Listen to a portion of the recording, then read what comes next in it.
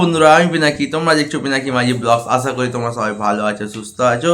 এখন এই ভিডিওতে কথা বলবো যে ধুরন্ধর যে ধামাকা মাচিছে বক্স অফিসে। রণবীর সিং যে এরমভাবে কামব্যাক করবে রকি আর রানী কি প্রেম কাহিনীর পর, ভাই এটা কেউ আশা করতে পারিনি।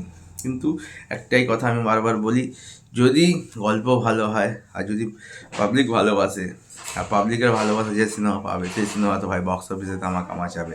তাহলে তুমি যতই খারাপ রিভিউ দাও, যতই সমালোচনা করো, যতই বয়কট করো, কিচ্ছু যায় আসে না। পাবলিকের যে সিনেমাটা ভালো লাগবে ভাই, সেটা বক্স অফিসে ধামাকা করবে। তো সানডে ধুরন্ধর বক্স অফিস থেকে কিরম কী কালেকশন করলো, 3 দিনে ওয়ার্ল্ড ওয়াইড কত কালেকশন করেছে, 3 দিনে ইন্ডিয়া নেট কত কালেকশন হয়েছে, গ্রস কত কালেকশন হয়েছে, সোমবারে প্রতি ঘন্টায় বিএমএসে কত টিকিট বিক্রি হয়েছে, সমস্ত কিছু এই ভিডিওতে জানতে পারবে। চ্যানেল তাহলে সাবস্ক্রাইব করো, ভিডিও ভালো লাইক করো, কমেন্ট করো, শেয়ার করো। তাহলে শুরু করা যাক। তো রণবীর সিংয়ের ধুরন্ধর,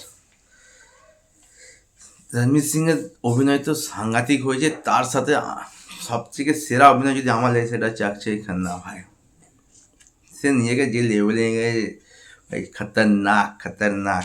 তো দেখো, ডে 1 প্রথম 2 দিনে মেকাসরা তো পোস্টার দিয়েছিল, কত কালেকশন করেছিল। প্রথম দিনে ইন্ডিয়া নেট কালেকশন ছিল 61,70,00,000, ঠিক আছে। কিন্তু ট্রেড ফিগার যেটা আসছে, কেন সানডে ঘন্টায় 27,000 8,000 টপ নচ টিকিট বিক্রি হয়েছিল।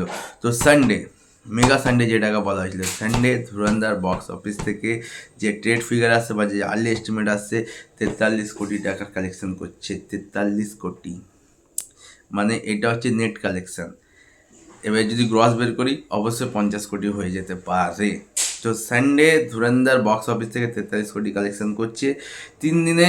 যদি ইন্ডিয়া নেট কালেকশন ধরি, যদি মেকার্সদের যদি পোস্টারটা ধরি 61,70,00,000, তার সাথে 43 কোটি যদি অ্যাড করি, তাহলে 3 দিনে ইন্ডিয়া নেট কালেকশন হচ্ছে তোমার 104,70,00,000।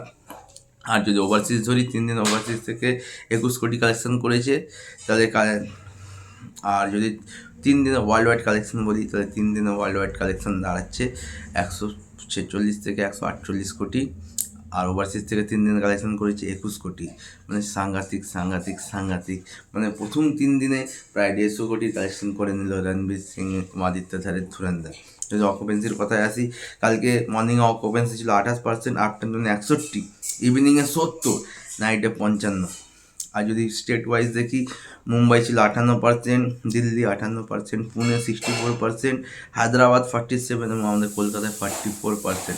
আর আজকে যদি বিএমএস খোলো, বিএমএসে প্রতি ঘন্টায় আজকেও কিন্তু 7 থেকে 8,000 টিকিট বিক্রি হচ্ছে।